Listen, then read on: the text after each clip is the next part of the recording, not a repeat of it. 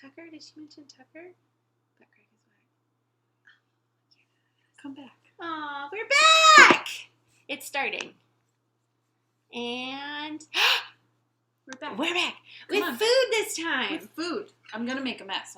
Hey. I'm not gonna be the only one. I do this often. 9/11. You too. Because I'm afraid of getting, whatever This is the on my thing shirt. It happens. I'm a messy person. Oh, I forgot salt. Oh. Wait, probably don't need salt, do I? No, it's pretty salty. Okay.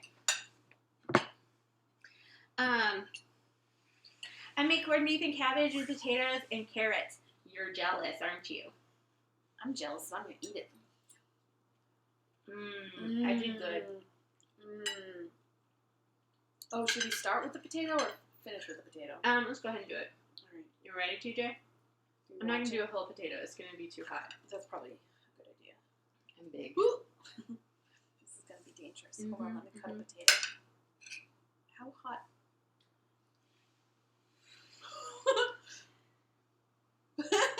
Okay, ready?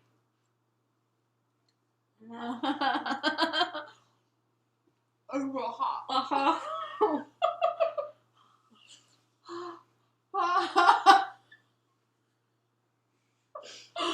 Like we just pulled this out of hot water, like boiling water, a minute and a half ago. It's not cool enough yet. You're not cool enough. Yet. What? I'm lying. This carrot is purple? This carrot is yellow. What? That's a throwback to a previous My Drunk. That is my voiceless WH sound. I took a linguistics class. I did too. Did you have to learn the IPA? Mm-hmm. I was totally forgotten it. Yeah, I think there is a little O above the voiceless stuff, a little circle, like a degree symbol. This carrot is I really could be hot. wrong. You're really hot.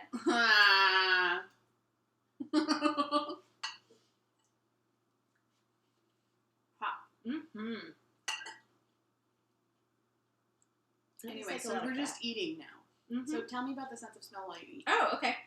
So, your sense of smell is one of the two chemical senses.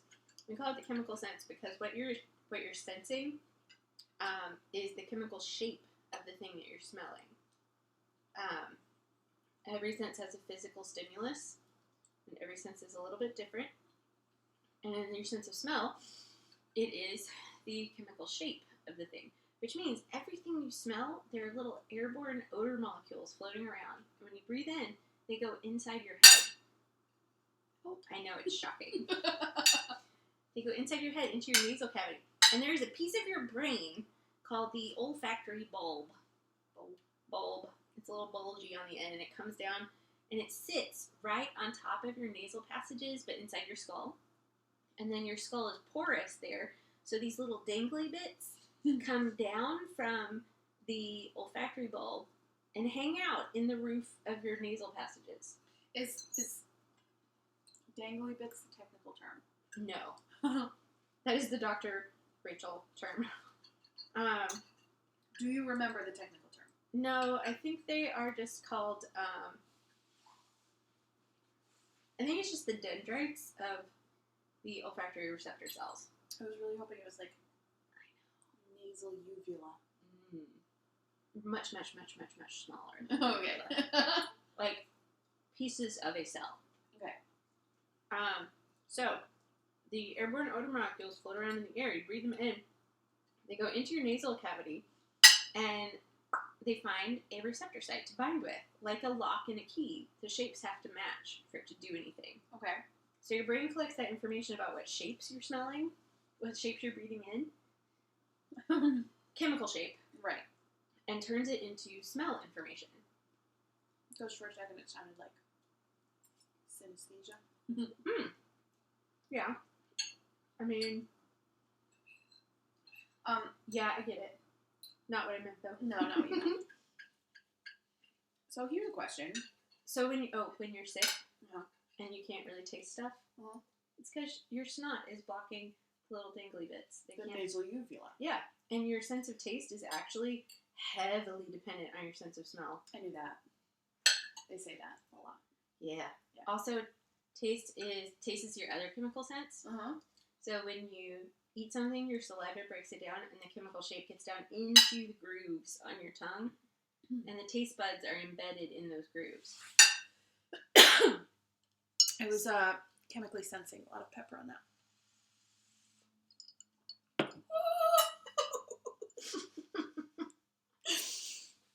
Made my eyes water. No, I'm okay. It's just really potent. Everything's fine. Everything's fine. So here's my question. Mm-hmm. My father can't smell skunk. He can smell buttered popcorn when there's skunk. Everybody else smells skunk and he smells buttered popcorn. What's that about? Well, that's weird. Yeah. It's a family trait. Can you smell skunk? Can I? It smells like burning. Okay. But not like buttered popcorn. Not buttered popcorn, no. But he smells buttered popcorn. And he used to, when I was a kid, he used to say, it's all a conspiracy, and everybody's lying to him. He was like, you're making it up. But are there any other things that he gets weird with smell? Nope. Just that one. I don't know what to tell you about that. Maybe it's a weird chemical. Mm-hmm. Maybe it has one little mutation in the dangly bit cells. So the receptor site makes itself weird. Because he can smell skunk cabbage, which smells similar to skunk, but is in fact different. Yeah, dude, I have no idea. That's a first. Mutation in that one little bit is the only thing I can think of. You gotta remember, I'm a generalist. Mm-hmm. If Psych is this big, I know that much. A little bit of everything. Mm-hmm. Mm-hmm. Some of these detailed questions my students ask, and you ask, I have no idea. Yeah, but it's fun to ask. I can bullshit an answer to a certain point, but I have no idea if I'm right. I cursed again. There's a point on the side. Oh, there it is. Okay. I was like, all I can see is the point on the side of my head.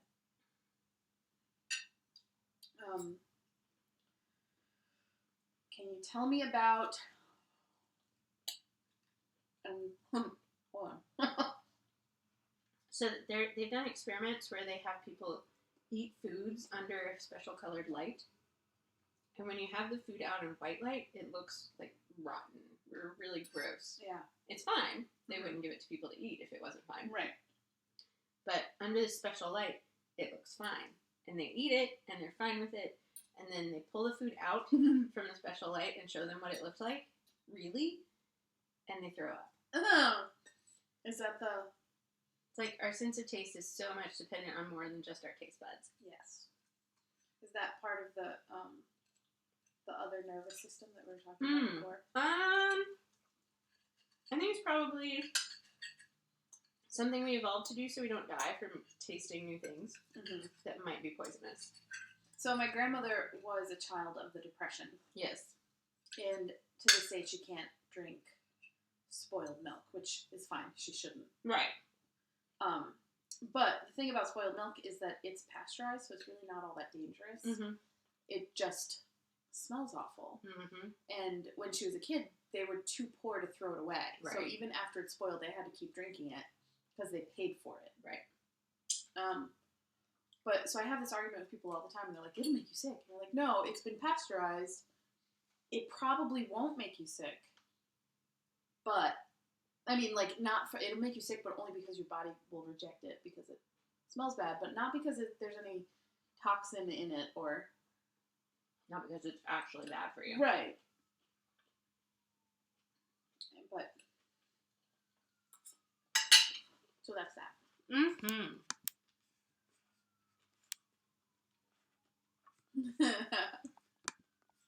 What did Tony say? The roof was trying to come off at the local Target. That's bad. Mm-hmm. That shouldn't happen. Nope. Roofs should stay on. They should. I mean, Absolutely, they should. I didn't mean to laugh at that. Mm. Well, she said it tried to come off, not that it did.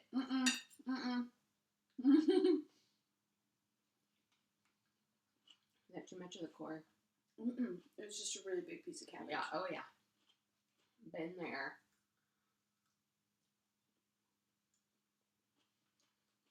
You know what this meal has nothing of? Cheese. It's a shame. Mm-hmm. We need a good... Lindsay. We need a good Dubliner. What kind of cheese would go well with corned beef and cabbage? Dubliner! Lindsay? I'm waiting for a text. Yeah. Come on, Linz. We're on the big screen. Right? We're still on the big screen, right? We were.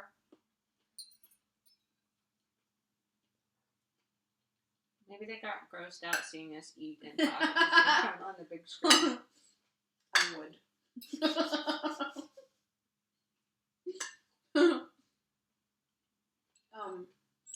What was the other? Ooh, oh. I'm sorry. What's that? What is that thing? I was What just chasing happened the in my cabbage. brain? I have no idea. Rachel! I don't know everything, okay? Not okay! Anxiety, that was what it was. Oh, okay. What about anxiety?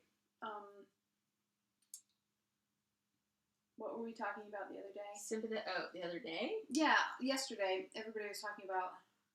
Test anxiety. That's it. Can you tell me about test anxiety? No. Oh. I'm sorry. It's just really specific anxiety. Sometimes it is...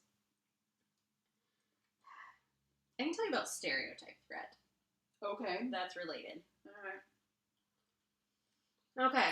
I just don't want there to be only eating noises. That's a good call. Okay. So, stereotype threat is something that happens specifically in assessment situations when you're being tested on something or evaluated on something. So, like a driver's test would count. Okay. A test in a classroom situation would count. Yep. Anywhere you even just think people are evaluating you. And what is it? I don't... Okay. I've never had that. Like... Okay. So... I do fine on tests. Yeah, me too. I can't really relate. But... I mean, I get why. Yeah, it's been demonstrated often enough in the research. I'm confident it's a thing. Mm-hmm. Okay. So, stereotype threat is based on assessment situations and there being a stereotype about your kind of person. And I say it vaguely like that because there are a lot of different stereotypes that we've been able to demonstrate stereotype threat with. Like, and to be clear, I don't think any of this is true. These are just the stereotypes that exist. Like African Americans being lazy, or girls being bad at math, or Asian Americans being bad drivers. Okay. You can do a test of any of those things. Or do enough of a test that that it activates the stereotype threat. So, stereotype threat says if there's a negative stereotype about your kind of person, excuse me, then if you're reminded that you are that kind of person, then are you more likely to exhibit that behavior? Then basically it causes anxiety that makes you afraid you will prove the stereotype right, and it inhibits your performance because part of your working memory is all caught up in, holy crap, I'm going to make them think it's true. Mm-hmm. So we've been able to prove this with like driving tests and SAT tests and just regular old math tests in classrooms. One of the most brilliant studies I have ever heard about stereotype threat was a study where they got Asian American, maybe not even Asian American, just Asian women who were graduate students in math. That was their population. They divided these women into 3 groups. One of the groups was very subtly reminded that they were women Okay. Like some questionnaire where they had to mark their sex. Like, that's enough to do it. That's enough to activate the stereotype. Oh, so like unconsciously. So like they're thinking without even thinking it. They're like unconsciously thinking, I'm speaking for all women now. Yes, exactly. My performance on this test will prove or disprove the stereotype for all women. Okay, so all it took was just a little subtle reminder. Hey, you're a woman. Another group was the control group, and they didn't get any sort of manipulation. They were just left alone. The third group was very subtly reminded that they were Asian. And you know the stereotype about Asians and academic stuff. They're awesome at it. Especially math. So they gave all three groups of women the same math test. The ones who were reminded they were women got the lowest scores. They experienced stereotype threat. And remember, they're graduate students in math. So we know, objectively speaking, they're good at math. The ones who were reminded they were Asian experienced the opposite, which is called stereotype lift. They were given a confidence boost. And you're Asian, you're good at this. Yeah, you have nothing to worry about. And their performance was higher than the control group. Is there a way to capitalize on that? Like, oh yeah, and there's a stereotype in your favor. You're gonna do better, and you're just remind yourself. Yeah. See, I always think that those things work opposite for me because I'm such a like contrarian. You know what I mean? I'm like, well, yeah, I'm gonna prove you wrong. I'm gonna do awesome. Is that a thing? Yeah, one of the interventions I've seen for, like, say, women in math is you just remind yourself before you take the math test. Yes, the stereotype exists, but my performance on this test has nothing to do with anything but my preparation for this test. Has nothing to do with other women. And that seems to help negate the stereotype threat. There's also a really interesting study with African American, like, middle school students. At the beginning of the school year, the researchers had them write a little essay on their personal values. It could be whatever you chose. That one essay protected them from stereotype threat the entire school year. Wow. Yeah. Just kind of making it individual and personal. You know, this is what I care about achieving, or this is what I like about myself. Kind of maybe separating you from the group, where the stereotype is against the group. Might have been, but it, like, their performance was boosted the entire school year from that one intervention. It's amazing. Wow. Have you, so there's this book that I really love. Okay. It's called, what's it called? Oh, there is a book that might help with test anxiety in general. It's called Choke. Who's that by? I can't remember. I know that book. I heard the author speak at a psychology conference. Oh. But she has stuff to say about test anxiety and performance anxiety, even in sports and stuff. Because it's all kind of related. That's Lindsay. Hi, Lindsay. It's a pug. Good job, Lindsay. Good job, Lindsay. Let me find this book that I love.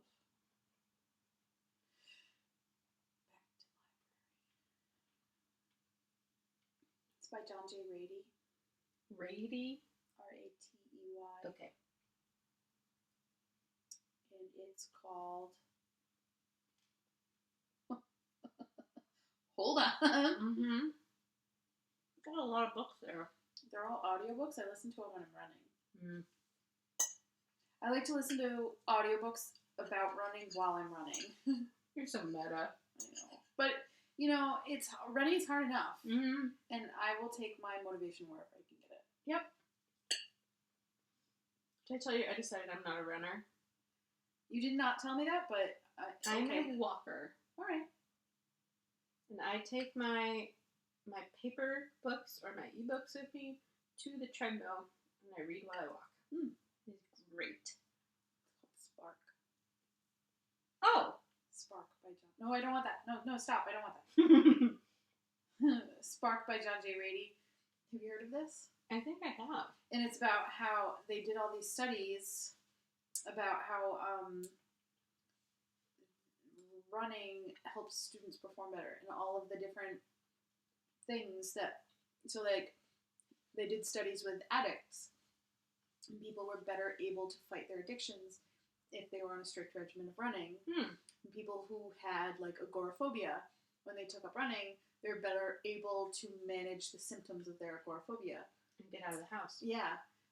Was it running specifically or just running? Exercise. It was running. And then they had all of these students. It was very interesting. They had these students.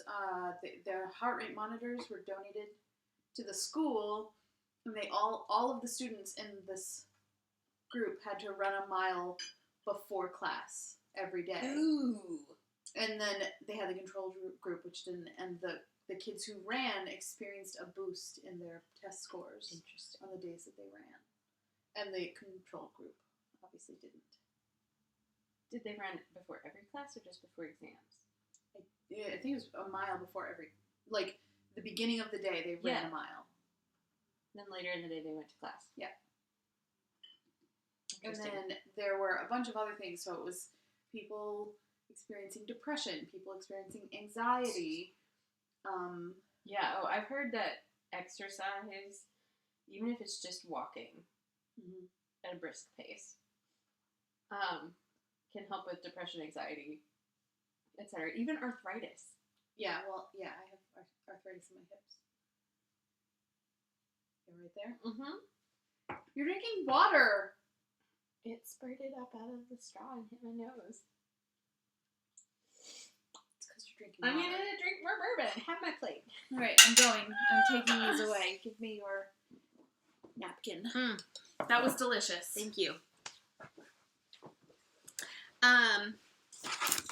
Yeah, test anxiety is something I'm not super familiar with in the literature. Most of the stuff I've seen about how to fix it is just general, like, calming yourself strategies, but also, like, preparing for tests well, so that you reduce the amount of anxiety you feel about the test specifically. I'm assuming we're going back to hair. Obviously. Okay. And coloring. Hair and coloring. Do you have any questions? Okay. Nope. Not there. I did just... How many viewers do we have? Anybody? Ooh, 5. 5! Hello. If you have questions, you can find me on Tumblr at Cirque-du-Raptastic. You can find Callie on Tumblr at Kalamazoo. If you have either of our phone numbers, you can text us. That's cool, too. We're also on Slack right now. Yes, that, too. Oh, look! What are you guys eating? Agreed I must know. Hi, Yodel and Bridget! Hey, guys! I didn't see you there until just now. What's up? We were eating corned beef and cabbage and potatoes and multicolored carrots. They were delicious. I did a pretty good job. Yep. If I do say so myself. Yep. And now, fed each other potatoes. Bridget, TJ. if you're still watching, Bridget, I think you'll especially like this. I don't know if you saw it earlier. This is my coloring book. It is awesome. The end. So what should we talk about now, Callie? I need questions, you What? guys. I have a question for you. All right. Excuse That's me. not a question. I'm sorry. That wasn't what I had in mind. Drink that. Yes, ma'am. It's my job. It's my job to make sure you drink enough. If the Bridges are watching, this is that bourbon you had me try at your house. I bought my own bottles. What kind is it? 4 Roses. I like it. Question for you, Callie. What have you learned about zoos from dating a zookeeper? Not to date a zookeeper. Oh! Nothing cool, though? I have learned a lot about kangaroos. Ooh, yes! I forget we have those here in Rhode Island. Does he work at my zoo? No, he doesn't work at Oh. your zoo. He doesn't work at any zoo right now. Oh. Which is why I should not date him. But we do have kangaroos at our zoo. Yeah. And you can even walk through the pen. You can? Yeah, they have, like, the double doors at each end so that animals can't get out with you. Huh. And you can walk through. And there's a zookeeper inside, or at least an employee inside, with a pelt that you can touch. Oh. But then the animals are just over there, right off the path, just chilling. So he used to raise baby kangaroos. Oh, Joeys. Yeah. Well, in this case, their names were like Rudy. No. And Rufus. They're Joeys. Joey Jr., Joey Sr., Joey the Third. Joey Runo. But, so yeah, he used to carry them around in a pouch when the mom rejected them. And then at night, they came home with him. Oh. Because, like, he was the zoo papa. He was, like, the kangaroo papa. And so he brought them home with him, and he had this pouch that, it was like a sling, it went over one shoulder. Yeah. And like some of those baby carriers. Yeah. Baby human carriers. Well, it just went over one shoulder, so it was like a messenger bag of a person, of a kangaroo. A messenger bag full of kangaroo. And he raised these small kangaroos, and they would hop around. And so what I learned was they're the only pentapedal animal. Okay. Which means 5 legs, because the tail counts. The tail. What? Okay. Yeah. It acts as a balance, foot. right? Yeah. And then I also learned, so he has a pet tarantula. I slept in the same room as that pet tarantula. Her name is Boris. Mm-hmm. Don't do that. Okay. But she's okay. Like, she didn't ever come out. And he opened the thing a few times and, like, fed her in front of me. And I was like... What do tarantulas eat? Like, crickets. Okay. That's what I was going to guess. This one eats crickets. Right. And you could tell when she had eaten because her thorax got bigger. Ooh. It was real gross. Yeah. But she was cool. She was, like... A chill tarantula? No, she was fast. Yeah, she was really fast. But, she, was metallic blue and orange. What? Yeah. Was she furry? Yeah. And she molted while I knew him, which is not that common of a thing, because, and it's like they split the back of their, and have to, like, climb out of it. And bugs. And he kept her molts so that he could see how big she'd gotten. And it seems really gross, but it was actually, like, I got to be okay with spiders a little bit because I spent time with this spider. This really large spider. Okay. And yeah, I know. You don't even know, Rachel. Like, I am like the least, I'm not okay with spiders. My brother put a spider on my face when I was a child. Oh, what a jackass. In my sleep. Oh! So I woke up with it like this. Oh! Yeah. What a jerk. Well, this is my brother we're talking about, so yes. He's not watching. What are we talking about? Internet? Come on. Hey, when are your parents moving into the house with this solar? Oh, I don't know that that's ever going to happen. Oh. Okay. It's been 20 years. Okay. My sister has a traumatic story about a tarantula. It's not that traumatic. I'm exaggerating. I'm willing to believe that all stories about tarantulas are traumatic. Okay. So she's in, like, 1st grade. Mm-hmm. Oh, is this the one where they forced her to hold it? No. Oh. I think you're thinking of someone else's sister. It could be. Ta-da! It's hair! Ta-da! Wait. Can you see it on the screen? Not really. Okay. It's too dark. Yeah. Okay. You know who you kind of look like? Who? Amelie. Yay! I have that movie over there somewhere. We should not watch it right now. No, it's right. Yeah, it's right there. It's right there. Pride and Prejudice. Pride and Prejudice. And Amelie. So my sister was in, like, 1st grade or something. Really young elementary school. And she was walking between her classroom and the library with the tarantula in a cage. Okay. The little plastic box, with the lid with the handle on it. Yep. I can't remember if they had borrowed the tarantula from the library and she was the one that had to return it or Why whatever. Did the tarantula live in the library? That's a children's book waiting to happen. Or an episode of Wonder Pets. Anyway, she was walking down the hall and it was totally just quiet, just her in the hallway with the tarantula, and the lid popped off. So she was holding just the handle, and the container fell, and the tarantula fell out, and she screamed, and people came and saved the day, and I think that was the end of the story. But she was scared for a while. Your hair looks so fancy right now. Thanks, man. Look. Is it visible? Yeah. Here, take a picture of the back of my head with my camera.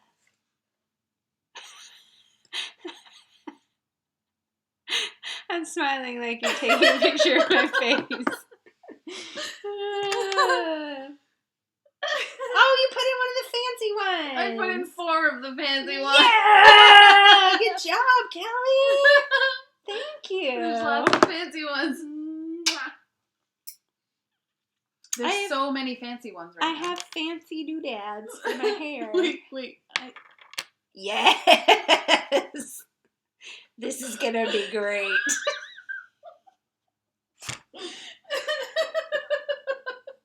You didn't specify. I didn't. Ta-da! Oh, it's beautiful. This one's fancier. You know, if you use all the fancy ones on me, I won't have any left to use on you. There's one. Okay. No, wait. I want this one. Okay. Is that the big old one? With the leaf. Oh, that one's a good one. Do you have any other questions for me? They don't. I mean, we've gone through. Nobody's asking questions about psychology right now. I know. People. Oh! I heard that. No, it didn't do anything. Okay. Nothing happened. It's It's real hard to get this one out. That's what she said? Yeah. Oh my gosh. Ow. That pulled. Ow. Sorry. It's stuck. Oh, It's look. got so many. Yum. I have it. I love it. I love you guys so much. What kind of questions are you guys looking? Oh, Jessica, we are looking for questions about psychology because that's what I'm a professor of. And this is my drunk psychology professor. That's me. I can't get this one out. It's stuck in the leaf. Oh, no, I got it. Just tear it. Just tear it. Wait, I'm just going to keep pinning. Okay. I'm just going to keep on pinning. I've got to keep this chat up so we can see it. Yeah. Yodel, hi. I feel like I haven't seen Yodel in a long time. I know I haven't seen it. Hi, Yodel. I hope you're good and still lifting heavy things. You're good at that. And you like it.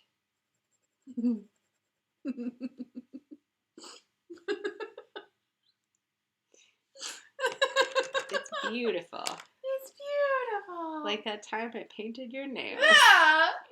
And the next morning, it was these two. It was like my thumb and my first finger. Why? And it was like up to my first knuckle. It was like purple. Purple. It's so bad. I'm so sorry. No, it was hilarious. There's a picture of it on Tumblr somewhere. Oh, it's like 2 years ago, though. Yeah. Oh, yep. You're really good at this, Callie. I know! I know, she says. I know. Oh, my gosh. Hilarious.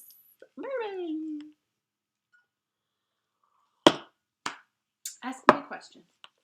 Dear Callie. Is this an advice column? I don't know how I feel about that.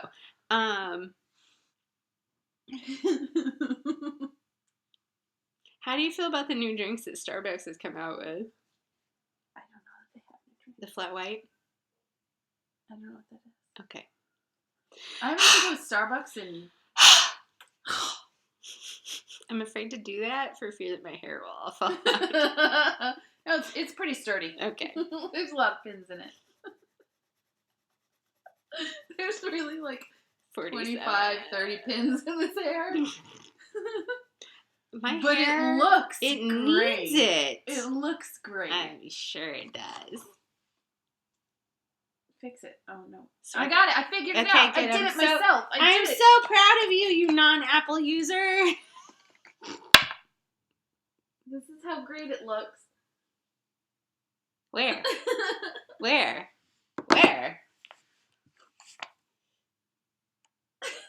I do like it. It's cute. She did a good job. There we go.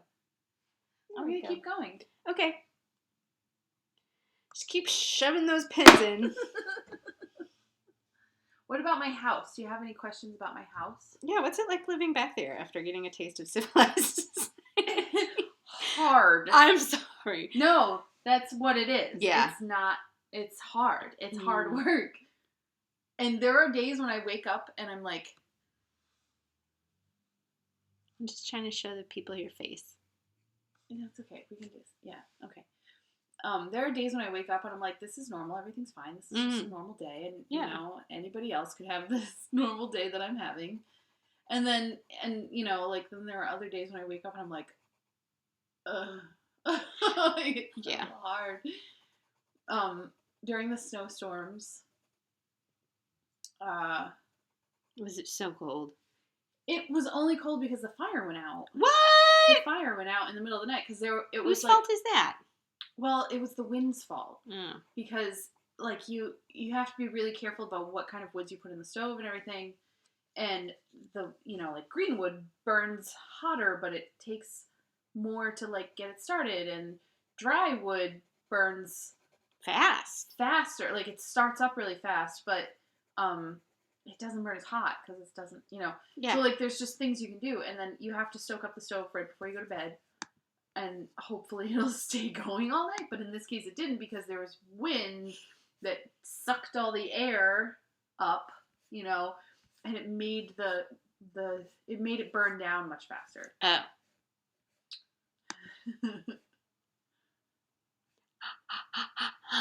Oh! Supernatural. Tim, I am honored to preempt Supernatural. Nikki, I'm sorry. I'm sorry. I haven't been watching Supernatural this season. I haven't ever watched it. I kind of gave up on it. I didn't ever watch it. I've given up on more TV shows in the last 3 years than ever before in my life. I'm getting better at letting go. That's not staying the way more pins. Welcome to my hair. Wait, go back. That one? No, it's the wrong side. This one. This little thing right here. Yeah. I'll fix that. Welcome to my hair. I'll fix that. I got this. I got pins. Ready. See? Ready? See? Oh, man. Fixed. Oh, that's from the back. Okay. What color should this ice cream cone be?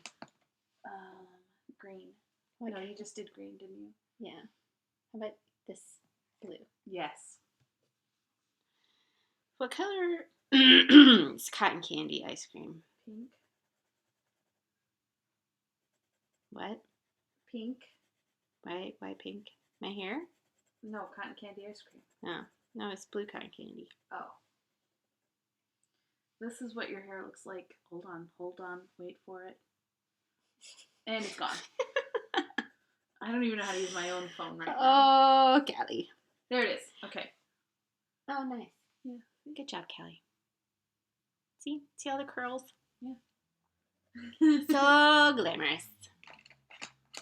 What color should the ice cream cone be? I don't know, but somebody should tell us because they're not paying attention. Well, it is a Friday night. They get to do what they want. Supernatural is on. I mean, in some houses. Yeah. In some houses it's on. Wait, they're on the West Coast. How is Supernatural on right now?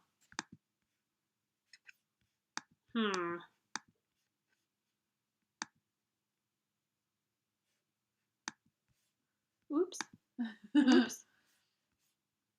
What's so funny? We've run out of things to say. Oh, butt crack. Butt crack. I really did make some great faces in transition from one face to another. Oh, man. So, you know Tim, my Tim. Your Tim. Yeah. Who's in Chicago. Chicago. He,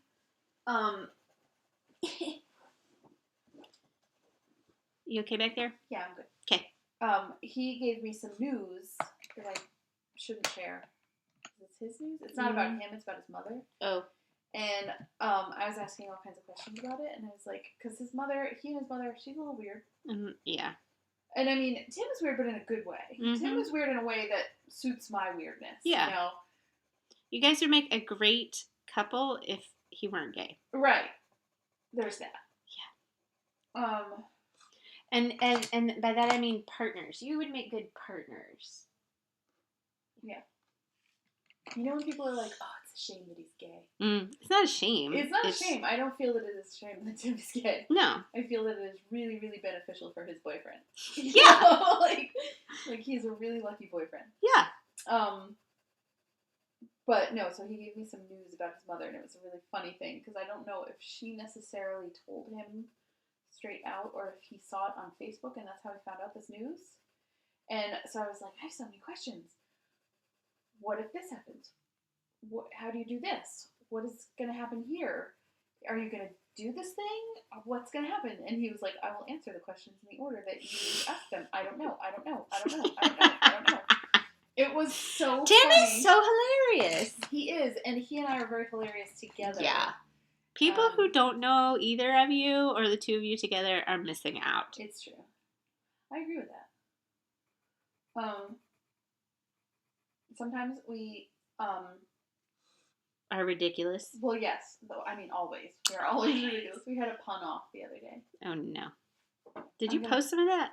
No, I didn't actually. I should have, but I didn't. He said he sent me this thing. It was a tweet that somebody sent him of when he was like, I think that people are making up YouTube. I mean, not YouTube. No, Starbucks drinks. I have to find notes. Well, somebody makes them up. No, like, I think they're just making things up. Ooh, it's a spray can. What's a spray can? In my doodles. Oh, okay. In my coloring book. He sent me a tweet that he thought was funny, and he said, because we met at Starbucks. We used to work together at Starbucks. Right. That's how we know each other.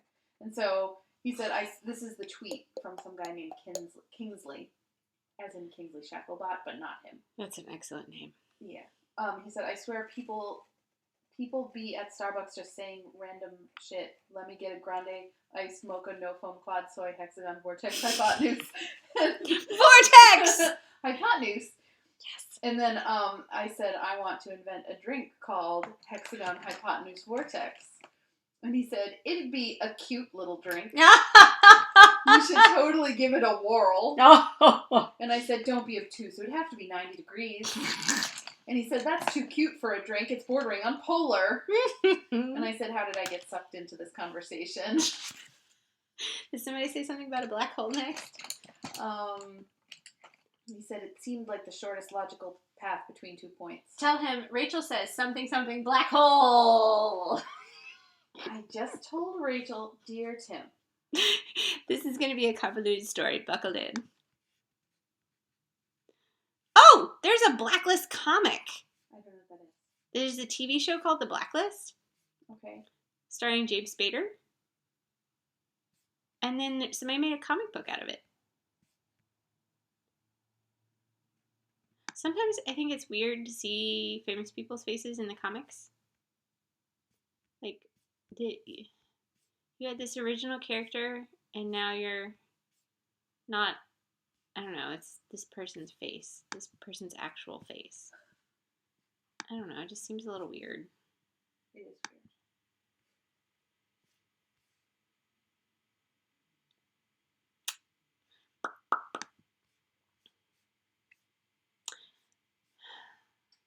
What are we going to do if we don't get any questions? Well, I think we've given people quality content for an hour and a half or however long it's been. Do you want to do my hair? Do you want me to do your hair? Yes. Oh, look, it's Scarlett Johansson. With big hair. Yeah, it's big hair. She's pretty. She's very pretty. There's the butt again. Why with No, the it's butt? the same butt. I just got back to the back. Oh. I'm back in my Got back to timeline. the butt? I found it again. I found it. Oh, there is a bird. Cuppy. No way! It's Carrie's birthday. Yeah. I didn't know that. Carrie, happy birthday. Happy birthday, Carrie. I love you. I hope you're watching. Yes. Eventually, maybe. You'll see this. She was before, wasn't she? Briefly. I don't know. Is anybody watching? If you're watching, tell us 2 you're people. watching. We've lost them. We're losing them. Wah, wah. Maybe they had, plans. Why? Why would they have? I don't know. This is obviously the best thing you could be doing with your time. Plans. Coloring and watching us be drunk on the internet. We're not even drunk. We're not even drunk. Let's get drunk. Cheers. Cheers. I need. I'm going straight from the bottle now? Yeah. Wow. Yeah. Is it always like that?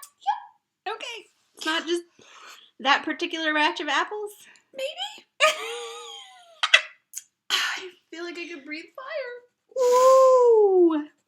Oh, so I started reading a new comic. Yeah. A new comic to me. Yeah. Yesterday. What was it? Fables. It is about fairy tales and fable creatures who have to escape their own worlds and come to our world because of this bad guy called the Adversary. Oh. And he was conquering all the different worlds, excuse me, and killing stuff, and he has witches and wizards in his team. And so they finally figured out, oh, we can't fight him. We waited too long. It was one of those, they came for the so-and-sos, and I didn't say anything because I wasn't so-and-so. And by the time they realized, oh, he is not going to stop, he was too strong, and there were too few of them to stand up to him. So they escaped somehow to our world, and they've been hiding in New York City. So, Snow White is the deputy mayor. That's not hiding. Well, she doesn't let on to people that she's Snow White. Can I get Yeah. Are you going to be alone with the video for a minute? I'll be alone with the video for a minute.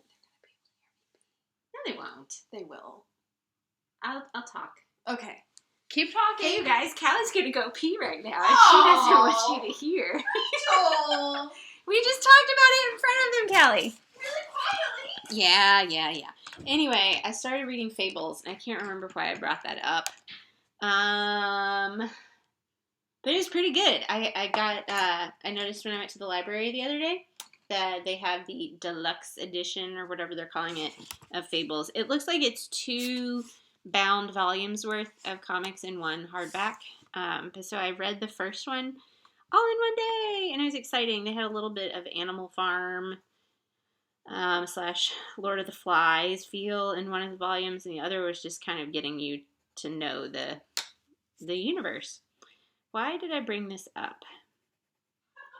I don't remember. Callie, you threw me off saying you had to pee. But anyway, it's pretty cool. 'Cause what? Drink more bourbon. Okay. She told me to drink more bourbon. Sip.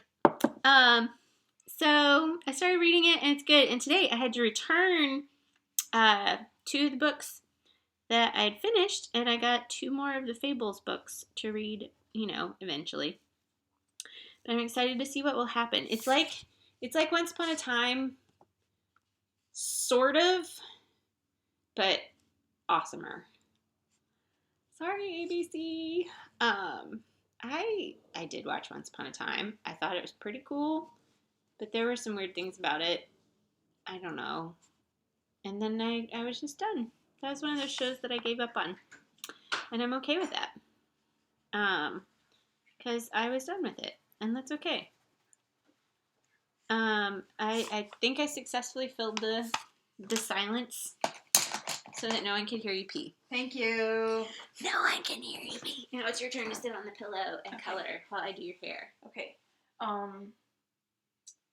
So Another thing that I learned from the zookeeper. Yes. I'm taking the pins out of my hair, so it's okay. now. You have more to work with. Yep.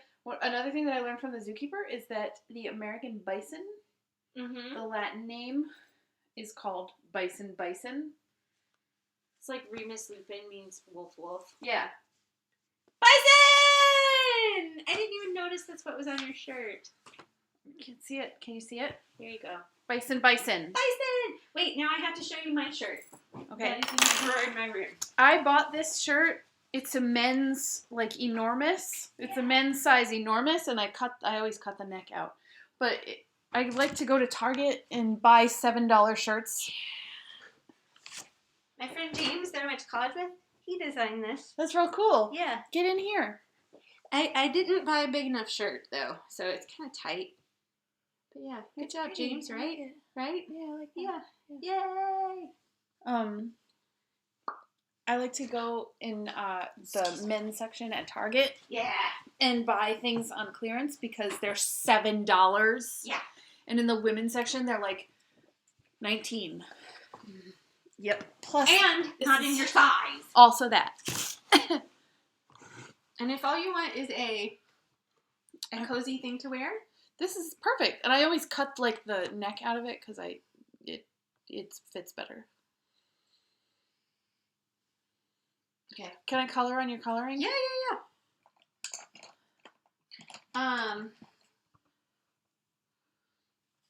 What are you gonna do, Rachel? I have no idea. You have so much more hair than me. I know. So much hair. So much hair. I don't think my dinky little pins are gonna hold it. They will. Okay. And there's also these. Those don't hold my hair. These do hold my hair. For my hair, I tried those. It's a double helix. Yeah. And I would hold it. It would hold my hair for a little while, and then I would move a little bit, and it would fall. It was sad. I wish people would ask questions. They only found out about it yesterday. Yeah. Remember, push the whole button. Oh, right. The whole button. You gotta really push on the button. Oh, look! Oh, it's questions! Brains! Is there a physical reason it gets harder to learn new things as we get older, or do we just get lazier, or is it a myth? Link to Slack because YouTube will let me... Okay. I take my answers in the form of interpretive dance or doodles, provided at least 3 colors are used. Oh, boy. Okay. Time to pull out the paper. Okay, so you can teach an old dog new tricks. With this? Yeah, you can't not read this sentence. Here's why. Click on it.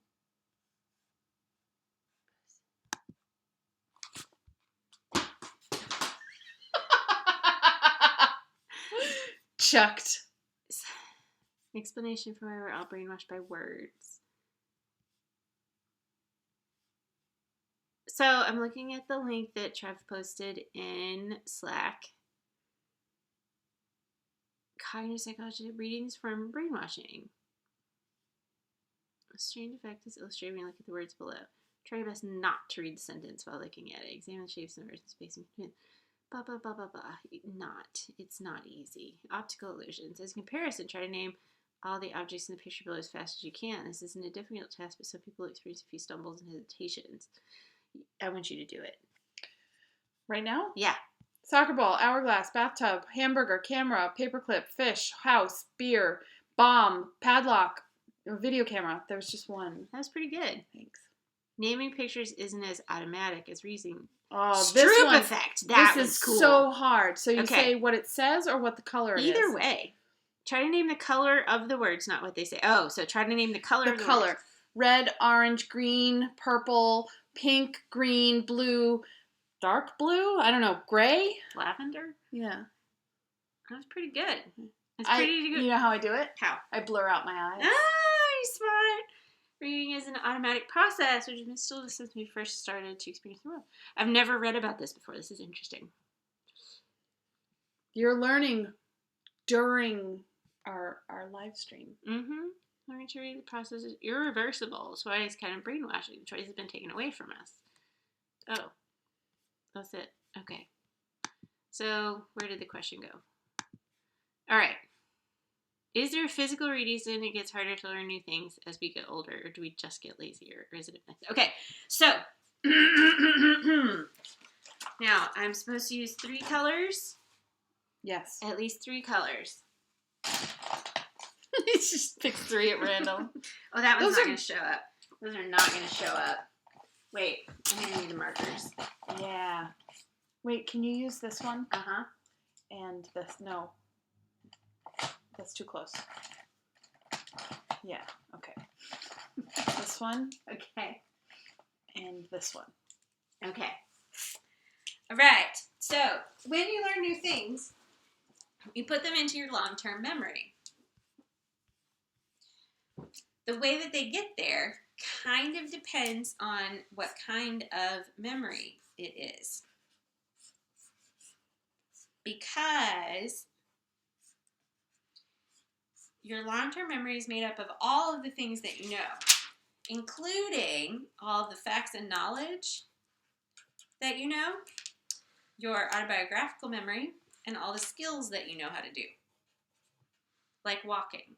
Walking is a skill. Is it? Yeah. Because babies have to learn it. Yeah. That's me.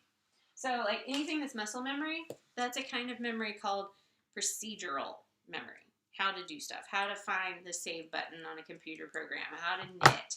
How to walk. How to ride a bike. How to play an instrument. How to operate a cash register. Or make a orange mocha frappuccino. That's not a real thing. It is in Zoolander. How to tie your shoe. There's another good example. And sometimes these procedural memories are called non-declarative. Because you can't really put it into words that you know them. You can't declare what you know. Or sometimes it is possible to put it into words how to do some of these procedural memories. But when you actually do them, you don't have to put it into words for yourself before you remember them, before you do them. Like when you sit down to tie your shoe, Callie, do you think, okay, you're going to make the tree and the bunny's going to run around the tree? Like, do you tell yourself the story? No. No, you just sit and you do it. Your fingers just automatically move. Yeah. Okay, those kinds of memories you need to, like, you can learn partially just by watching somebody else do it. That gives your brain a jump start through your mirror neurons, which are really cool. Mirror. Yep. But you really just need to learn by practice by actually doing it. Okay. And that mostly, declarative, involves a part of your brain called your cerebellum. It's the really, really, really, really, really wrinkly part way at the back of the base of your skull. Okay. Tiny little wrinkles, not the big folds and grooves of your cerebral cortex. All right. The other type of stuff that you know is called declarative memory, because it's mostly stuff that you can put into words when you remember it, when you talk about it. Okay. Okay. But declarative memory gets sorted into 2 categories. I'll use the third color for this one. So you've got episodic memory, which is anything that has a plot. A first, then second, and then last. This is what happened. So it involves things like, this morning before you got out of bed, did you check your phone first or did you just get up? Me? Yeah. I checked my phone. So did I. What happened on your 17th birthday? On my 17th birthday? You don't have to actually tell us. But that would be one of your episodic memories. Okay. But when you remember it, you can put it into words. Yes. It's a declarative memory. Gotcha. Then there's your semantic memory. That's another kind of declarative memory. It says it, but it's really hard to see. You want to give me another color? I can write over it. Thank you. So then there's semantic memory. It's a form of declarative memory. When you put something into your semantic part of your long-term memory, you can usually talk about it again in words. Semantic memory includes facts, information, general knowledge, the definition of psychology, if that's something that you know. What year the United States of America became the United States of America. 1776. There you go. When was the Louisiana Purchase purchased? I don't know that one. I think it was 1703. Okay. 03 sticks in my head. It might be 1803. I'm not sure. I know about the stuff that happened up here. Yeah. Oh wait, I need the colors back. So when we're doing procedural memory, it's just the repetition that helps us learn new things. When we're doing episodic memory, that stuff kind of just gets automatically stored. We don't have to work at it. But when we're doing semantic memory, new facts and information, we have to use effortful processing. Effortful processing. Yes. That's such a great... I like that. I'm writing that down. Effort. And we have this way to talk about how the information moves through our brain. Wait, spelling. Talking and writing for me is a bad idea. And you're a professor. I know! And then I'm not very good at vowels. It's called the 3-stage model of memory. New semantic memories have to go through these 3 stages. And to get through the 3 stages, very particular things have to happen. The first stage is your sensory memory. So I mentioned earlier how in the very, very, very beginnings of psychology, it was mostly just people studying sensation and perception. Yeah. Sensory memory is basically your sensation and perception. Your body systems are picking up on stuff that's happening in the outside world. Is that your phone? It's Tim. It's not me. No, it's okay. not. Okay. So, colors. You just mentioned 3 things I don't know. I don't understand. Okay. So, sensory memory is basically just your body registering all the physical sensations around you. Sound waves, light waves, pressure on your skin, taste, smell, etc. Pain is a sense. Okay. When it's in sensory memory, we're not necessarily aware of it yet. Okay. Your body just automatically detects those things. So you hear people talking, but it doesn't necessarily have meaning for you yet because you haven't accessed your mental dictionary to look up the words. Right. Okay. If you don't pay attention to the stuff that goes into your sensory memory, within a second, up to 4 seconds for your sense of sound, it's gone. It's lost. Because that's short-term memory. No. The second stage is short term. So it's before. It's even before Yeah. short-term memory. Yeah, this is, I think, one of those cases where in psychology we use terms slightly differently from the way we do in everyday English. Okay. So I always have to warn my students about that.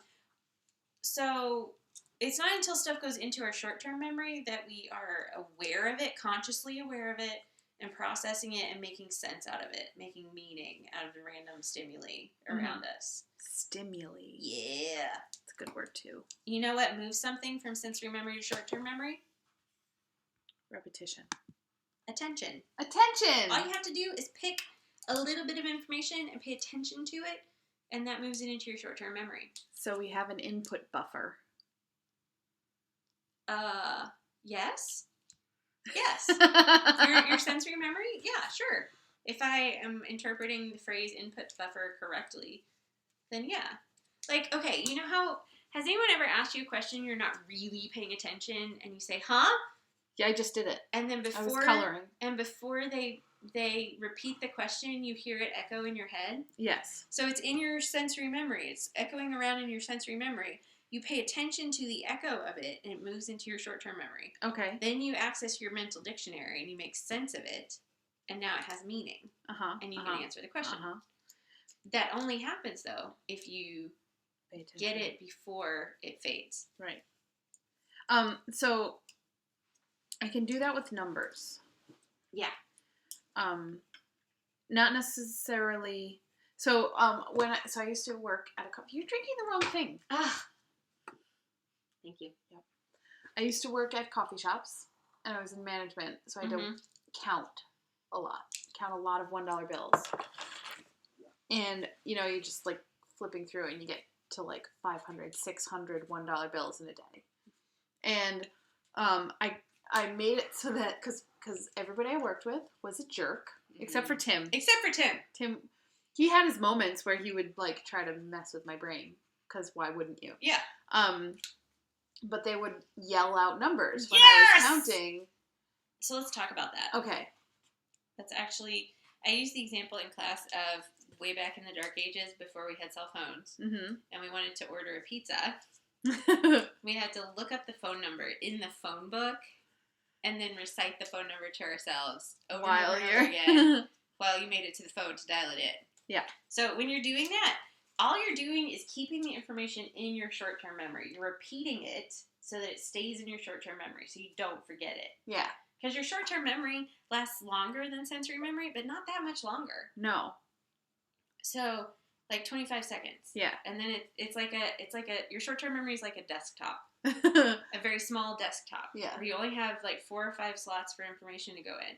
And every few seconds, every 15 to 25 seconds, it's like a squeegee comes over and just swipes everything off. Yeah. Sometimes I'll actually do this. I'll put random pieces of paper on a desktop and then use my arm and throw them off to the side to demonstrate it's gone. Anyway, so one thing we can do to make the information last longer in our short-term memory so we can do stuff with it is just repeat it as is. Sometimes it's called maintenance rehearsal because you're maintaining it in your short-term memory. And sometimes it's called repetitive rehearsal because you're repeating it to keep it in your short-term memory. Right. But that's all it does. It just keeps it there so you can think about it. For the next 20 seconds. Yeah, you're resetting the clock. Yeah. So that's what you have to do when you're counting. And when the random people yell out random numbers, so remember you just have the 4 or 5 slots for information to go? They're replacing something. Yeah. They're replacing something with a random number. And it's throwing the information you want to remember out. So the way that I counteracted that, because I did this for like 10 years. I was in this. And everybody thinks that that's a new joke, but that's like the same joke that every single person makes. And every little brother in the world. Yeah, I've never had a little brother, but... Every brother. Yes. So what I did, I had... You remember those alarm clocks that the numbers clicked? Yes! The flip over? Yeah. So I had one of those in my brain, and when I didn't think the numbers, I just saw them click around. Ah. And they just did that as I was counting, and then I could stop, and the numbers would be there, and I would see them in my brain. And if people yelled out other numbers, because I wasn't thinking it, it was just going, you know? Yeah. And then when people yelled out numbers, I would stop for a second, and the number would still be there. As an image. As an image. Okay. I can help you understand. All right. So, your short-term memory is where you put the things you're consciously aware of right now. Okay. And your short-term memory is limited. There's only so much space. Right. Okay. 4 or 5. Right. So, it's a desktop. Yeah. Small desktop. But while information is on that desktop, you have these tools that you can use to do stuff with them. Right. It's called working memory. Right. Working memory is the collection of tools. There's the central executive. Yep. Is that the boss? Yeah. It's like a manager. It tells information, where to go, what's important to pay attention to, what can be thrown off the table. Okay. Okay. There are 3 real tools, like a stapler, a hole punch, whatever. An Etch-a-Sketch. An Etch-a-Sketch? That's not a tool, that's a toy. No, it's totally a tool. Okay. I take all my notes on Etch-a-Sketch, they're in cursive. It would have to be. One of the working memory tools is called the episodic buffer. If you have a little sequence of events that you're replaying for yourself in your memory, you're using your episodic buffer. A little teeny episode. Okay. Okay. Then you've got your verbal store. So, some of my textbooks call it a verbal store. Some call it the auditory, the phonological loop. Okay. So the verbal store is basically anything that's words that you're thinking about right now. Like if you read a book to yourself, have you ever noticed you can hear your own voice reading it in your head? Sometimes. That's the way we do it. It's like we're listening to it. I listen to a lot of audiobooks. Yeah. So it replaces it sometimes. Okay. Like there's this one reader that I really like. His name is John Lee. And you hear it in his voice? Yeah. Nice. I always make the joke, just to see who's paying attention. You hear your own voice in your head, but if you're lucky, maybe it's Morgan Freeman's voice. I like There's like a graphic that goes around every once in a while, and it's, you know, Penn and Teller? Yeah. Teller doesn't ever speak. Right. So it's a picture of him, and then there's some words that, like, you don't know what voice to read this in. You're right. Because he never speaks. Yeah. So it's really funny. Okay. So, and but every now and then I'll read something, like if Tim writes, I read it in his voice. Yeah. Oh, yeah. Yeah. Yeah, if you know the other person, you can hear it in their voice. Yeah. The point is, you hear it as a voice. Yeah. Even though there is no voice. Right. And when you're doing math problems in your head, like if I write down this math problem, you do it as words inside your head. Yes. Almost as though it's spoken out loud, but it's not. Right. What's the answer? What was the question? 2 times 6. 12. You said it. I'm sorry. It's okay. Do it again. No, it's okay. Anything we're doing, manipulating numbers or words and understanding them, we're using our verbal store. I do it out loud a lot. Okay, even when we're doing it out loud, we're using our verbal store. Anything that's in our short-term memory right now that we're manipulating, we're using, or just repeating it to keep it in our short-term memory. We're using our verbal store. Okay. Okay, and the third tool is called either the visual store or the visuospatial sketchpad, depending on who you ask. It's like Snapchat, okay, or an Etch-a-Sketch. Anything visual, any image that you're holding in your head, still image. Right.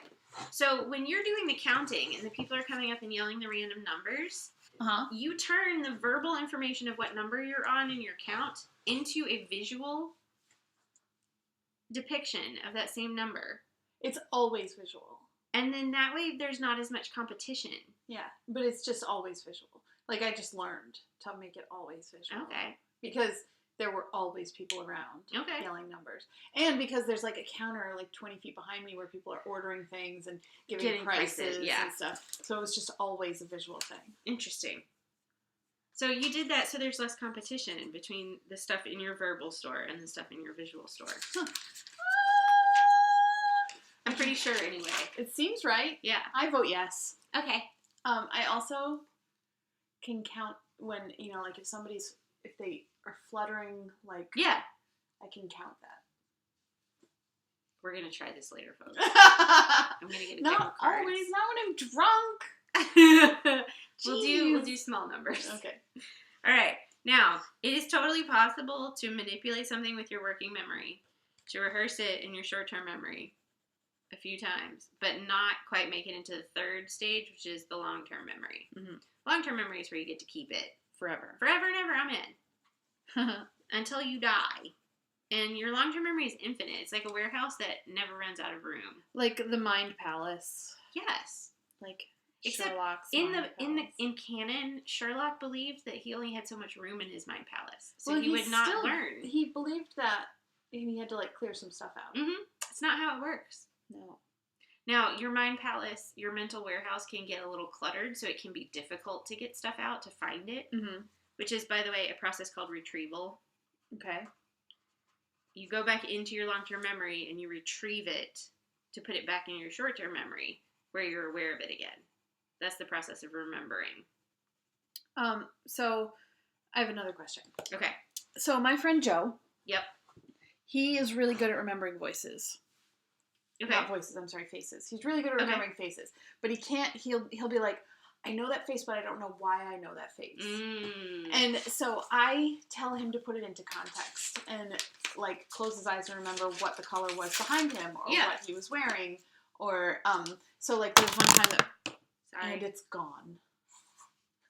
Keep going. So like he met this guy, we were out one night and he met this guy and he was like, I know him, but I don't know why I know him. And I was like, okay, well close your eyes and think of the color that you associate with him. Like what other colors were behind him the last time you saw him.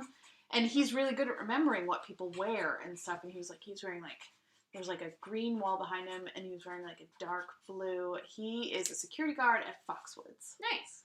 And so, what's that called? Well, the fact that you know a thing but you don't know where you know it from, that's something called source confusion. I'm really good at confusing my sources. I will tell people something and they'll be like, I'll be so excited, like, I learned this thing! And I'll tell them all about it. And they'll be like, yes, dear, I'm the one that told you. Like, we can remember, we usually package together that information of, you know, the semantic memory along with the episode where we learned it from. Like, that can be packaged together in our memory. So that remembering the one makes you remember the other. Totally normal. Sometimes it doesn't happen. So we have source confusion. Like, what's the source of this information? I remember the face, but what's the source of it? I love that you made it a positive thing. I'm really good at doing this bad thing. I'm really good at this thing. And this thing that's usually bad, I'm really good at it. Mm-hmm. There's also a lot of times where we don't remember stole my stuff. coaster. I'm sorry. How dare you? I take it back. There's also a thing where we experience forgetting because of something called encoding failure. So, back to the first page. I need another color. Can I have another color, please? Thank you. You threw it.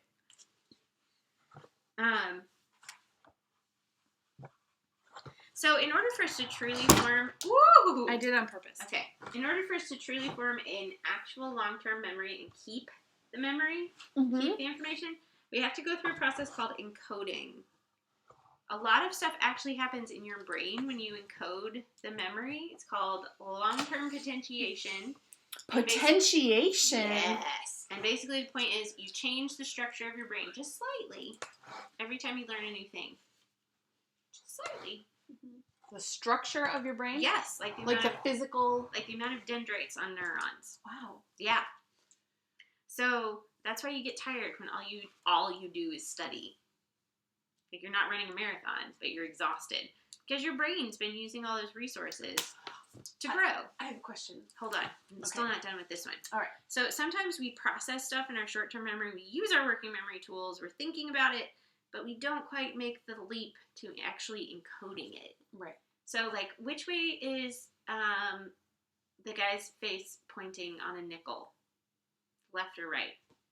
With the current nickel, he's kind of facing forward, isn't he? Okay, what about a quarter?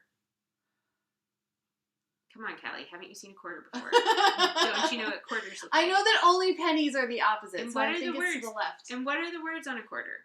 Are there words on a quarter? Yes. But come on, don't you know what they are? E pluribus unum? Are you sure? No. Okay, my point is, we look at coins all the time. They are in our short-term memory. But we don't encode the details because we don't need to. It's right there. It's a shorthand. Yeah. We just know what pennies look like because they're the copper ones. I think it's to the left though, isn't it? Is it? I can't remember. But there's a lot of stuff that we feel familiar with, but we don't actually encode the details.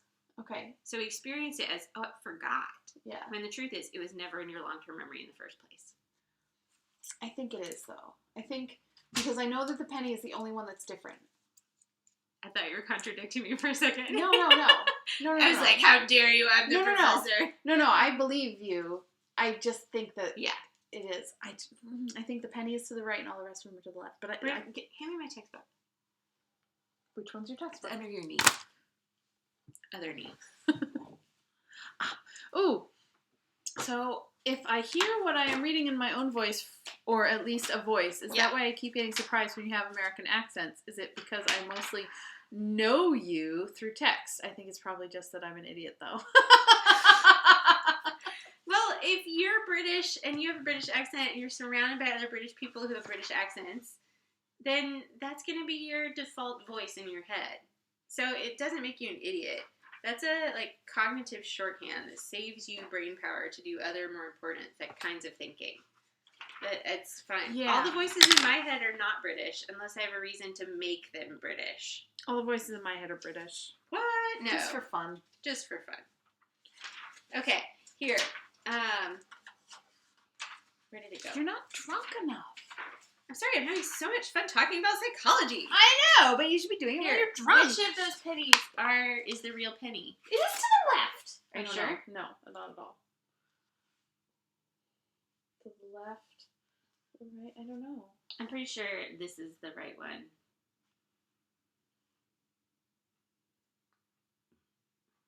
But I do a really fun thing in class where I say, you guys have seen a penny before, right? And they're like, yeah. what do you think we are, idiots? I'm like, okay, well then tell me how to draw it. And they do a really great job of drawing Abraham Lincoln's face. I say in Bob we trust. That makes sense. Because, you know. Atheist. Right. Should have said that. Yes. Okay. I'm a very vocal atheist Yeah, who's buying a church. It's so messed up. Wait, what was Trevor's original question about?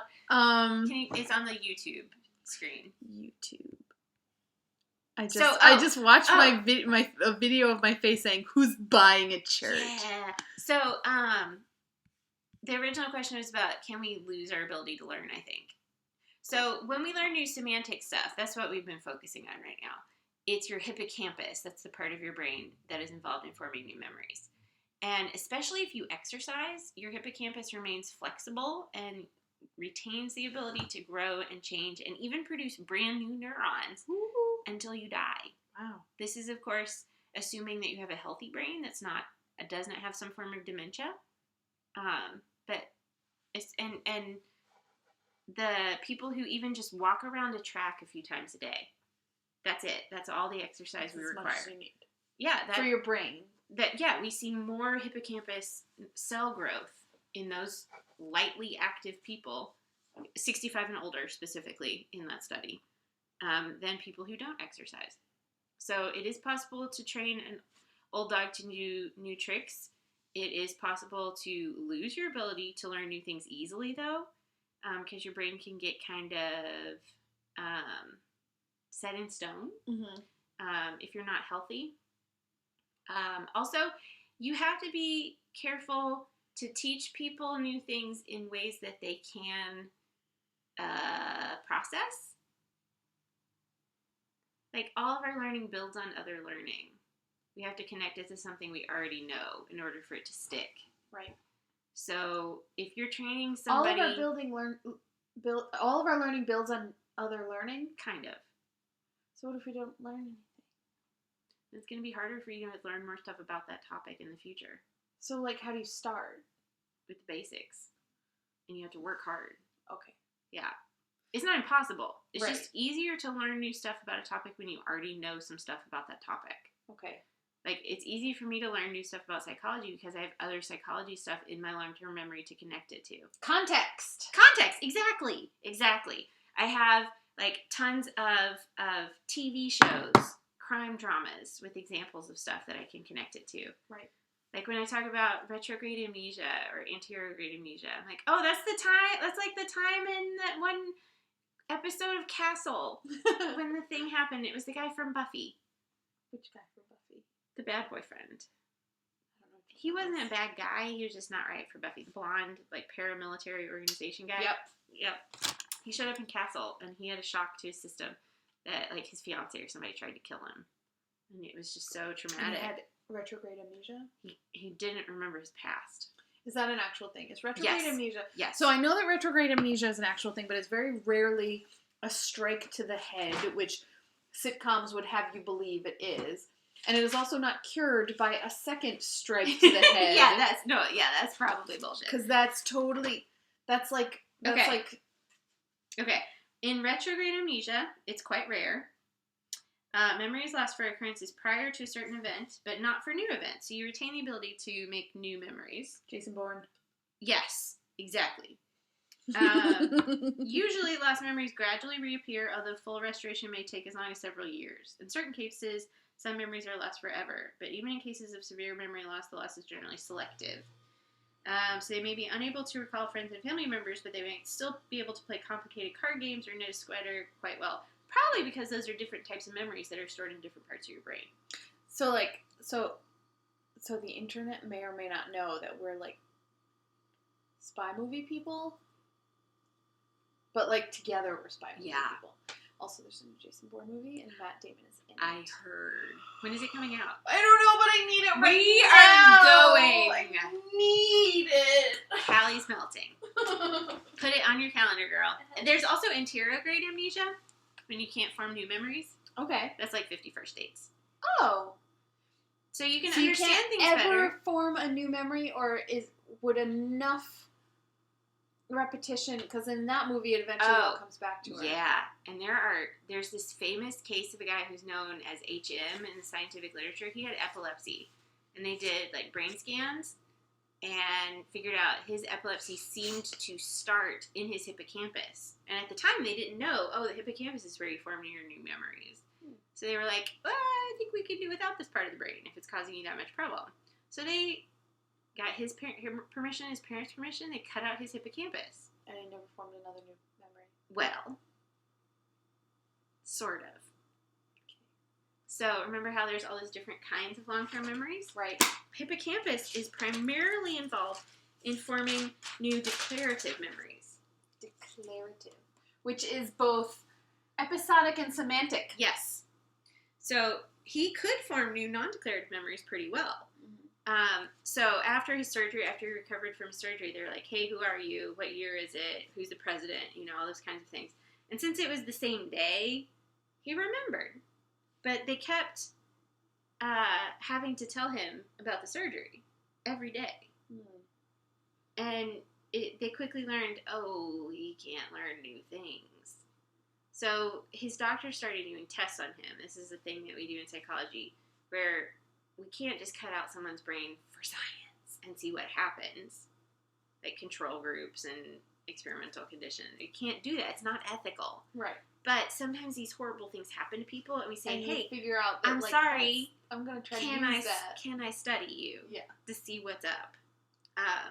So he kept seeing doctors and stuff, and one of his doctors, might have been his primary care physician, would do the thing with the hand buzzer, where every time he would go in, HM would not remember him, so he would introduce himself all over again and shake the guy's hand. One day he put in a hand buzzer, and HM was like, I don't remember you. Hi, I'm HM. And the doctor introduced himself, shook his hand, and shocked him. Did this a couple of times, and pretty soon HM would come into the doctor's office and say, oh, hi, I haven't met you yet. I'm HM. And he would hold out his hand, but then draw it back. He had been classically conditioned to associate this guy with the shock to the hand and draw his hand back before the shock even came. That's a procedural memory. Right. He was able to form new memories of those kind. There's also some evidence that he could learn really famous faces. Like, by the time he died, he knew who like, Ronald Reagan and Marilyn Monroe were. Faces that you see all the time. Right. And he could associate the face with a name. Technically, that's a semantic memory. Right. So something was still intact in his brain that allowed him to do that after many, many, many, many, many repetitions. But he would be like, up till the end of his life, he would be like devastated when he looked in the mirror and saw how old he was. Because he didn't remember the past how many ever years. Oh. Yeah. So that's part of how we know the hippocampus is crucial for forming new declarative memories. So, poor HM. My favorite runner, she's an ultra runner. You've told me about her. It's awesome. She's so really cool. Interesting. And I've heard her speak, and I went to visit her, like, hear one of her talks, and I have my tattoo. Yes, of my map. Yes. And she can't read maps, and I, like, whipped up my shirt and showed her, and she looked really scared for a minute, and it was she really... thought you were flashing her. It was really funny. And then when my friend was like, she's running a marathon tomorrow, she's like, oh, okay, cool.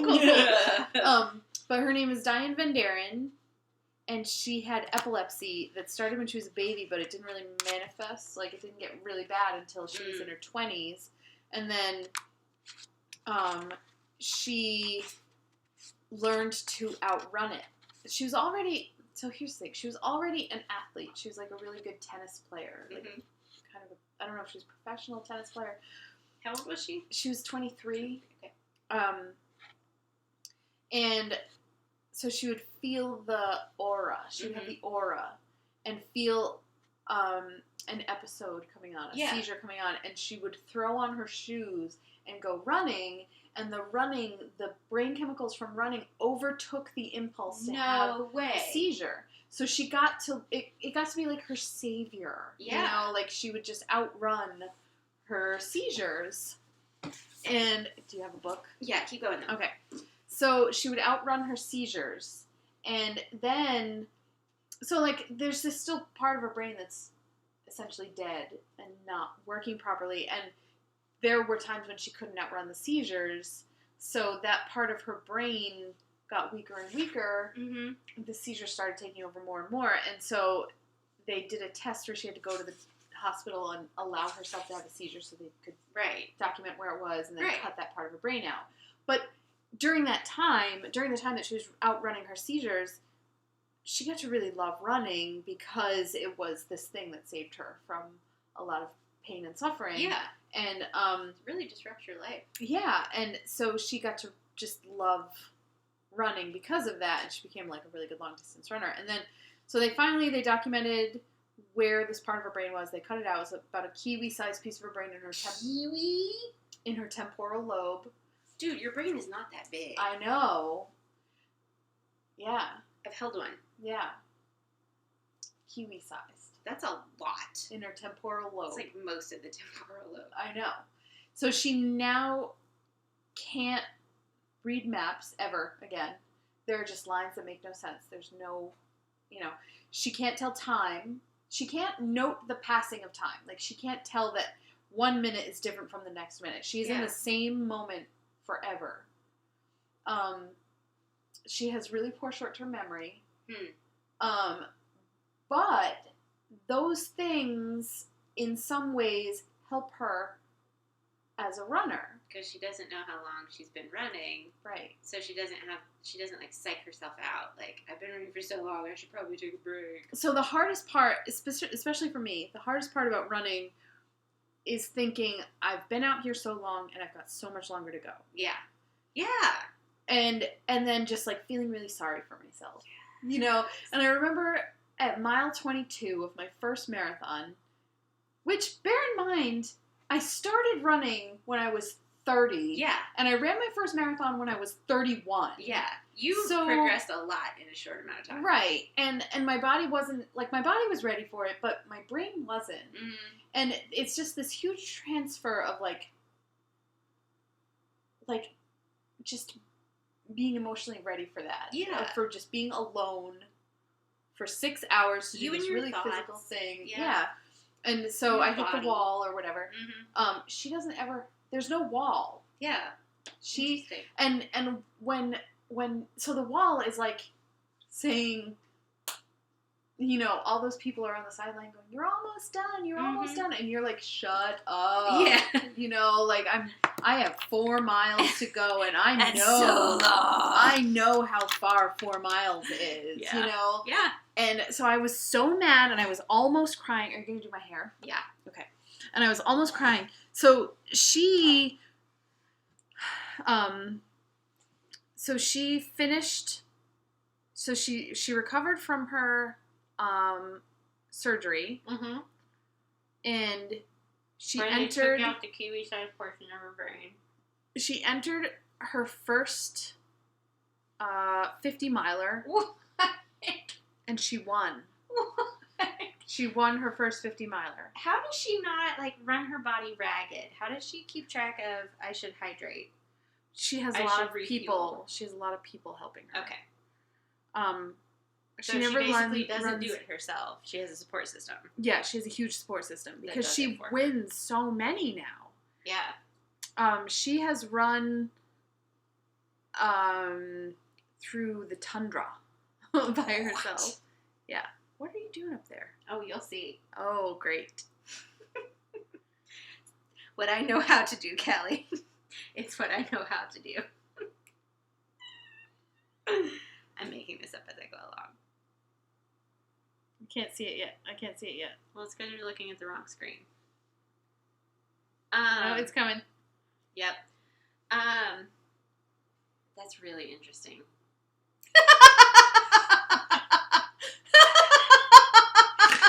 This is hilarious.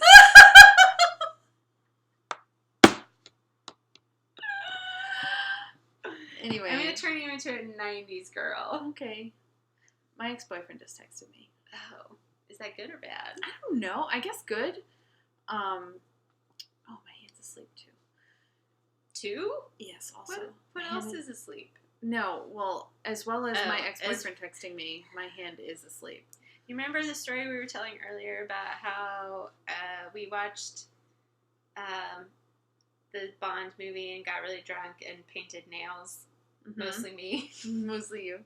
That was also the night I went on Facebook and discovered that my ex-boyfriend was married to my ex-roommate. Yep. And then we had a moment of Shit. yeah, there was stuff. Things happened. There were feels about There were that. some feels.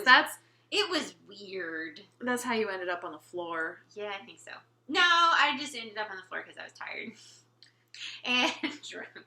I went out and sat on the hammock for a little while. Did you? Yeah. I don't remember that. Alcohol. So one of the reasons you don't remember stuff when you've been drinking is because alcohol is a depressant. It slows down your brain. So the consolidation process gets disrupted. And you fall asleep. And it can't happen. This hair is floppy. So you lose it. I know. That sounded bad, didn't it? I'm really glad I parked in the back. Yeah. Yeah, it's too long, Callie. It's too long. So it's floppy. That's what she said. Oh my gosh. Oh man. But disrupting the memory consolidation process is also why that one kind of amnesia happens. Like you get a hit to the head, and if you never get it back, it's because the hit to the head or whatever disrupted the memory consolidation process. Gotcha. And if you're out for long enough, then you lose the short-term memory of it as well, and you can't get it back.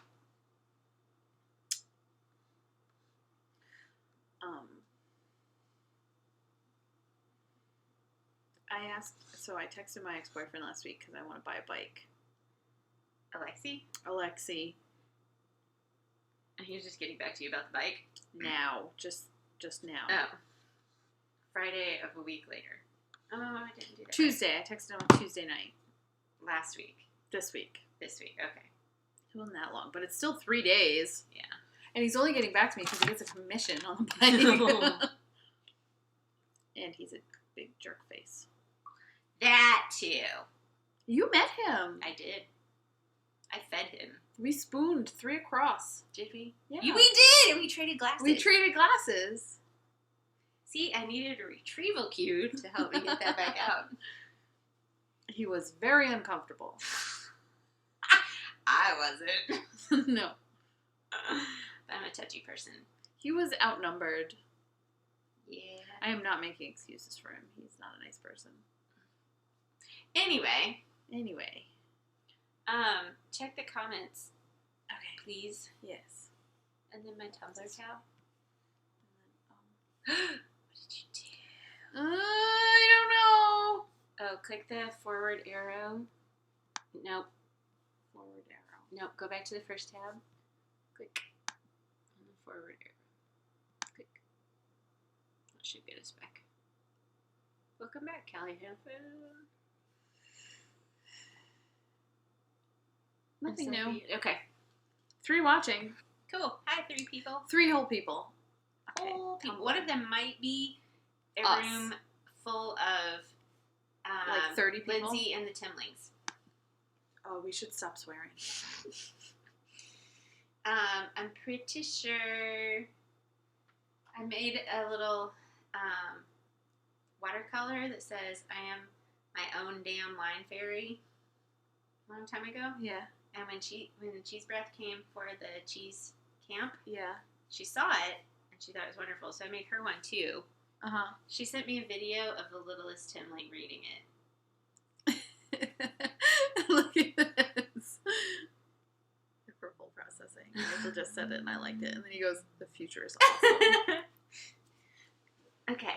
I need to move to this side of your head. To do more floppy things? Yep. So, Callie, have you been reading anything good lately? I read all of the things all of the time. No, that's not true. Do you mostly read articles or do you read books? I listen. Audiobooks I count? audiobooks. Okay. What have you been listening to lately? Let me look in my Audible Mm. account. I'm not up on new stuff. I like old stuff. Okay. So I listened to. Oh, see, I downloaded it. Why did I do that? I listened to Revolutionary Summer by Joseph Ellis. No idea. It's about the Revolutionary War. Okay. I listened to Bunker Hill. Is it about Bunker Hill? It's about Bunker Hill. I have been listening to Catching Fire, How Cooking Made Us Human. Very interesting. You like historical stuff, don't you? I like nonfiction. Yeah. The Botany of Desire, always. Oh, I've heard of that one. Yeah, it's real good. I'm really bad at bobby pins. The Moral... That's okay. The Moral Animal. Very good. I've got Bill Nye's Undeniable. Yeah, super cool. And then 1861, The Civil War Awakening. Okay. So mostly history. Cool. Oh, so I pulled up this book earlier. This is the book I'm currently reading, How to Be a Heroine. What I've learned from reading too much by Samantha Ellis. So she is an Iraqi Jewish lady whose parents escaped Iraq and moved to London. So she grew up in London. Okay. They didn't meet till they were in London.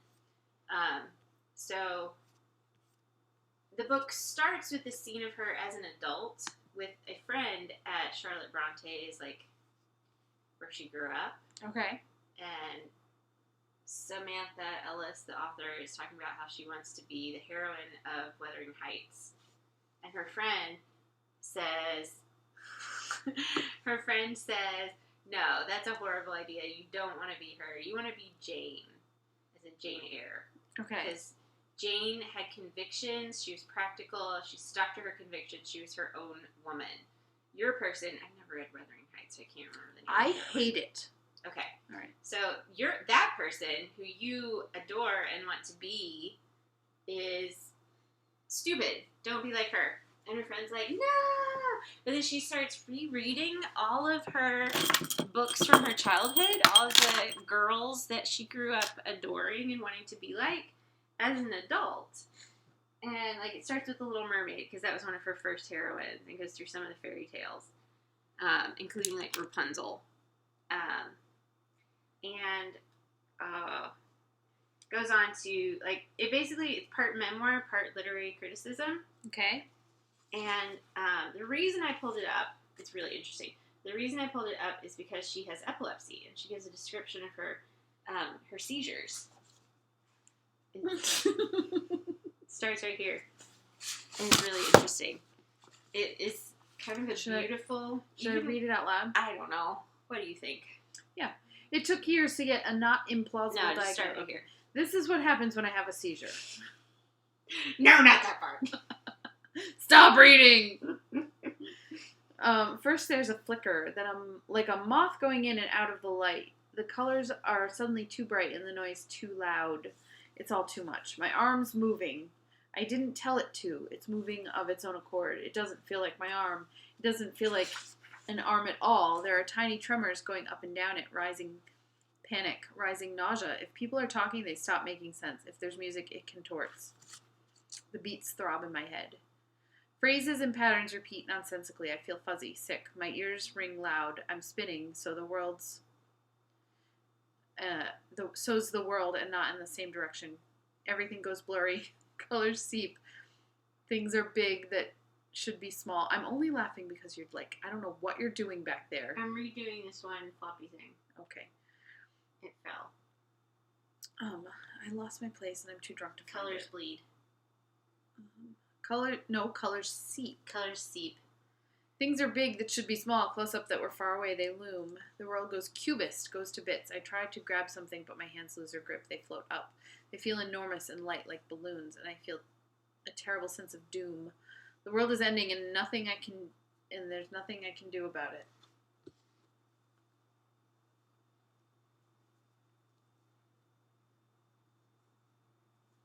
But you get the point, right?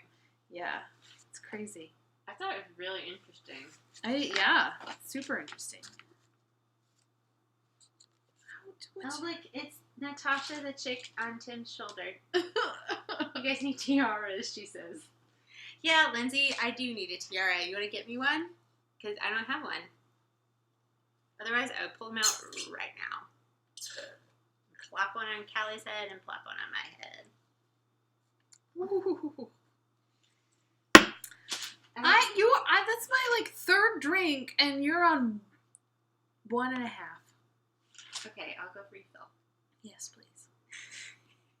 Also, I'm done with your hair. It's beautiful. Rachel. I never said I was good at hair. I just said I would do your hair. Do you want me to take it down? Where's your camera? I'm gonna sleep on it. No, it's dead. See, I'm at 6%. I know, but let's take a camera real quick, and then we'll charge your phone. Let's take a camera. It's gonna be a... Oh, look, it's my face. How do I turn it around? Let's take a photo. This is amazing. Oh, one of them's falling down too. Okay, why don't we pause the video so it's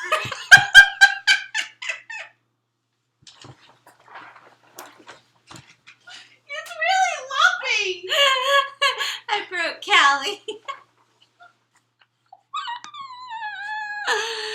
Oh man, you're hilarious.